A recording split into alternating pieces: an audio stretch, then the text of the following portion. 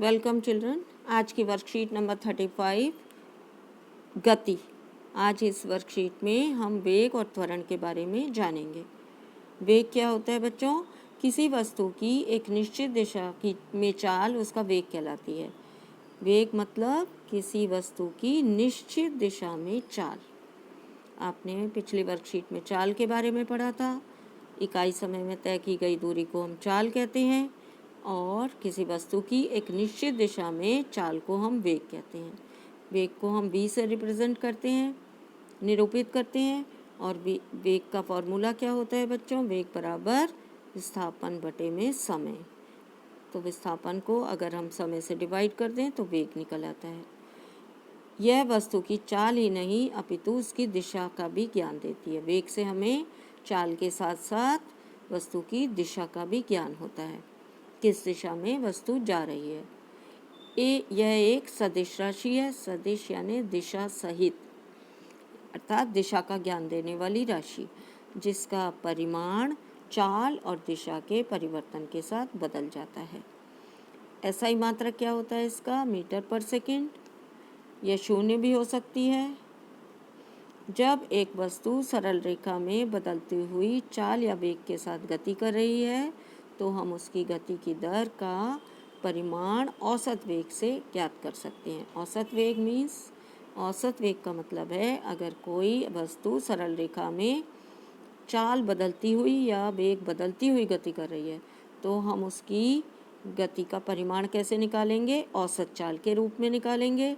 औसत चाल क्या होती है? औसत चाल का मतलब होता है किसी वस्तु की प्रारंभिक चाल जमा या प्लस अंतिम चाल बटे में 2। अगर प्रारंभिक चाल और अंतिम चाल को जोड़कर उसको 2 से भाग दे दें तो क्या निकल आएगा बच्चों? औसत वेग। समान और असमान गति। यदि एक वस्तु सीधी रेखा में गति करते हुए समान दूरी समान समय में पूरी करती है तो उसकी गति एक समान गति कहलाती है। एक समान गति कौन सी होती है बच्चों? यदि कोई वस्तु सीधी रेखा में गति कर रही है और समान समय में समान दूरी तय कर रही है तो ऐसी गति को हम क्या कहते हैं? एक समान गति कहते हैं। ऐसी स्थिति में वस्तु का वेग एक समान रहता है। अगर वस्तु का वेग एक समान है तो उसकी गति कैसी है? एक समान गति है। परंतु यदि वस्तु अलग अलग दूरी समान समय में तय करती है तो उसे हम असमान गति कहते हैं। अगर कोई वस्तु अलग अलग दूरी समान समय अंतराल में, समय अंतराल समान है और दूरी कैसी है? अलग अलग, तो हम उसे कहते हैं असमान गति। ऐसी स्थिति में उसका वेग भी असमान हो जाता है। तो वेग क्या हो जाता है? असमान हो जाता है। ये 2 प्रकार की हो सकती है। पहला त्वरण गति और दूसरा मंदन गति। त्वरण गति क्या होती है? त्वरण यानी बढ़ना। इस गति में वस्तु का वेग समय के साथ लगातार बढ़ता रहता है। मंदन गति क्या होती है? इसमें वस्तु का वेग समय के साथ लगातार घटता रहता है। तो मंदन गति में वेग घटता रहता है और घट के ये 0 भी हो सकता है। और त्वरण में वेग जो है वो समय के साथ साथ बढ़ता रहता है। अब त्वरण क्या होता है बच्चों? हमने जाना कि एक समान गति से चलने वाली वस्तु के वेग में समय के साथ कोई बदलाव नहीं होता। अगर कोई वस्तु एक समान गति से चल रही है तो उसके वेग में समय के साथ परिवर्तन नहीं होगा, वेग नहीं बदलेगा। और असमान गति में, जैसे सड़क पर कोई ट्रैफिक में चलती हुई गाड़ी या कार है तो वो असमान गति से चल रही होती है। तो असमान गति में क्या होता है बच्चों? कार का वेग समय के साथ बदलता जाता है। तो वेग समय के साथ जब बदलता जाता है तो वेग में समय के साथ हो रहे इस बदलाव को हम एक भौतिक राशि से व्यक्त कर सकते हैं। इस भौतिक राशि को हम क्या कहते हैं? त्वरण। क्या कहते हैं बच्चों? त्वरण।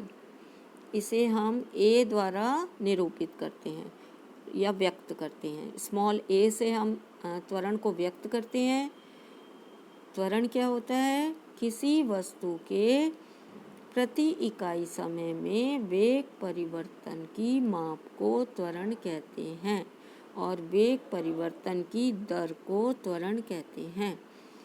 इसे कैसे ज्ञात करेंगे हम? इसे ज्ञात करने के लिए हमें वेग परिवर्तन बटे लिया गया समय, इसका सूत्र क्या है? वेग परिवर्तन बटे में लिया गया समय। अगर वेग परिवर्तन को समय से हम भाग दे देंगे तो त्वरण निकलेगा। अब आप वेग परिवर्तन कैसे निकालेंगे? अगर वेग परिवर्तन निकालने के लिए हम क्या करेंगे?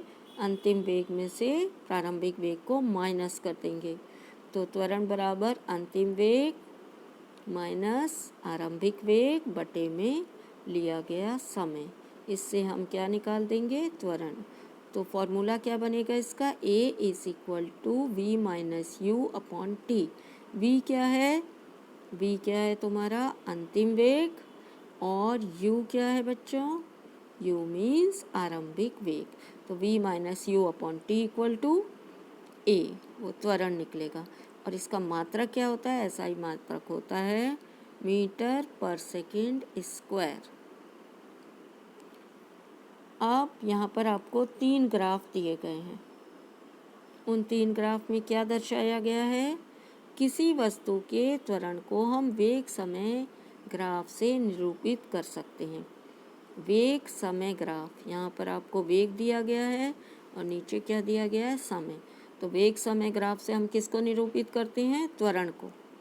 यदि एक वस्तु सरल रेखा में चलती है और इसका वेग समान समय में समान रूप से घटता या बढ़ता है तो वो एक समान त्वरण कहलाता है। तो इसका वेग अगर एक समान रूप से घटता बढ़ता है तो इसका जो कर्व बनेगा वो कैसा, जो इसका ग्राफ बनेगा वो ग्राफ कैसा बनेगा? स्ट्रेट लाइन, सीधी रेखा। और अगर सीधी रेखा ग्राफ शो कर रही है वेग समय ग्राफ, इसका मतलब है एक समान त्वरण से गति कर रही है कोई वस्तु। जैसे एक गिरता हुआ पत्थर जिसका वेग लगातार बढ़ता जाता है। अगर कोई पत्थर ऊपर से नीचे फेंका जाए तो उसका वेग क्या होगा? लगातार बढ़ता जाएगा, अर्थात वो एक समान त्वरण से गति कर रहा है। और इसका ग्राफ कैसा शो होगा? एक स्ट्रेट लाइन या सीधी रेखा। यदि एक वस्तु का वेग असमान रूप से घटता या बढ़ता है तो उसका जो ग्राफ बनेगा वेग समय ग्राफ, वो एक वक्र रेखा या कर्व लाइन होगी। और कर्व लाइन क्या शो करती है? असमान त्वरण। अगर किसी वस्तु का वेग असमान है तो उसका त्वरण भी असमान होगा। और ये हम कैसे शो करेंगे? एक वक्र या घूमी हुई रेखा द्वारा। जैसे अगर कोई गाड़ी सड़क पर चल रही है तो उसका जो वेग है वो असमान होगा, इसीलिए उसका त्वरण भी असमान होगा। और उसका ग्राफ हम एक वक्र रेखा से प्रदर्शित करेंगे। अब क्वेश्चन आंसर देखिए। फर्स्ट क्वेश्चन है वेग और चाल में अंतर बताइए। तो बच्चों, वेग और चाल में अंतर बताने के लिए आपको दोनों की परिभाषा लिखनी है और अंतर बताने हैं। तो वेग की परिभाषा क्या लिखेंगे आप? वेग किसी वस्तु की एक निश्चित दिशा में चाल, उसका वेग कहलाती है। जबकि स्पीड या चाल क्या होती है बच्चों? इकाई समय में तय की गई दूरी को चाल कहते हैं। तो पहले आप दोनों की परिभाषा लिखिए, उसके बाद दोनों को रिप्रेजेंट हम v से करते हैं। वेग का सूत्र क्या होगा? वेग बराबर विस्थापन बटे समय। जबकि चाल का सूत्र आप क्या लिखेंगे? चाल बराबर दूरी बटे समय। तो यहाँ विस्थापन की जगह क्या आ जाएगा? दूरी। तो ये चाल बन जाएगी। अगर दूरी की जगह विस्थापन लेंगे तो वो वेग बन जाएगा। अब जो चाल है, वो जो वेग है वो सदिश राशि होती है। सदिश राशि का मतलब होता है दिशा सहित, इसमें हमें दिशा का भी ज्ञान होता है।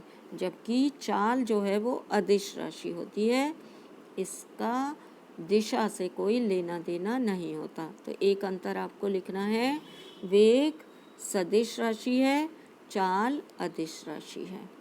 दोनों के फॉर्मूले में थोड़ा सा अंतर है। वेग बराबर विस्थापन बटे समय, चाल बराबर दूरी बटे समय। वेग की परिभाषा क्या लिखेंगे? किसी वस्तु की एक निश्चित दिशा में चाल वेग कहलाती है और इकाई समय में तय की गई दूरी को हम चाल कहते हैं। तो क्वेश्चन नंबर 2 देखते हैं। क्वेश्चन नंबर 2 में आपसे क्या पूछा गया है बच्चों? क्वेश्चन नंबर 2, यदि एक कार 100 मीटर की दूरी 25 सेकंड में पूरी तय करती है तो उसका वेग बताइए। तो वेग हम कैसे निकालेंगे? वेग बराबर विस्थापन बटे समय। विस्थापन कितना है? 100 मीटर और समय कितना है? 25 सेकंड। तो 100 बटे में 25 सेकंड कर देंगे। वेग कितना आ जाएगा? 25 चौक 100 यानी कि 4 मीटर पर सेकंड। तो ये वेग निकल आएगा। क्वेश्चन नंबर 3, यदि एक मोटरसाइकिल एक खाली हाईवे पर एक निश्चित वेग से जा रही है अर्थात इसका वेग नहीं बदल रहा है, तो यह किस प्रकार की गति का उदाहरण है? ये एक समान गति का उदाहरण है। एक समान गति का उदाहरण है और एक समान त्वरण का उदाहरण है। क्वेश्चन नंबर 4, त्वरण किसे कहते हैं? इसके सूत्र और इकाई को स्पष्ट कीजिए। तो त्वरण किसे कहते हैं? इकाई समय वेग परिवर्तन की दर को हम त्वरण कहते हैं और इसको आप इस तरह लिख सकते हैं, किसी वस्तु के प्रति इकाई समय में वेग परिवर्तन की माप को त्वरण कहते हैं। त्वरण का सूत्र क्या है? त्वरण बराबर v माइनस यू अपॉन में t। v क्या होता है बच्चों? अंतिम वेग। u क्या होता है? प्रारंभिक वेग। तो अंतिम वेग माइनस प्रारंभिक वेग अपॉन t। अब इसका SI मात्रक क्या होता है? मीटर पर सेकेंड स्क्वायर। यहाँ पर इसका SI मात्रक आप इस तरह लिख सकते हैं, मीटर पर सेकेंड स्क्वायर या मीटर सेकेंड माइनस 2। तो आप मीटर पर सेकेंड स्क्वायर लिखो। नेक्स्ट क्वेश्चन, कोई कार एक समान रूप से त्वरित होकर 5 सेकेंड में 5 मीटर पर सेकेंड से 10 मीटर पर सेकेंड की चाल प्राप्त कर लेती है, वेलोसिटी। कार का त्वरण निकालिए। तो बच्चों त्वरण कैसे निकालेंगे हम? त्वरण का फॉर्मूला क्या है? ए यानी त्वरण होता है A equal to V minus U upon T. V क्या है बच्चों? अंतिम चाल और यू क्या है? प्रारंभिक चाल। तो अंतिम चाल उसकी कितनी हो गई? 10 मीटर पर सेकेंड माइनस आरंभिक चाल कितनी थी? 5 मीटर पर सेकेंड और टाइम कितना लिया उसने चाल बदलने में? 5 सेकेंड। तो अगर आप इसको कैलकुलेट करेंगे तो कितना आ जाएगा बच्चों? 10 minus 5 equal to 5 upon time कितना है? पहले ही 5 है, इक्वल टू A। 5 वन सा 5, 5 एकम 5, 5 एकम 5। तो इसका त्वरण आएगा 1 मीटर पर सेकेंड स्क्वायर। ये इसका त्वरण आएगा बच्चों। Thanks for watching.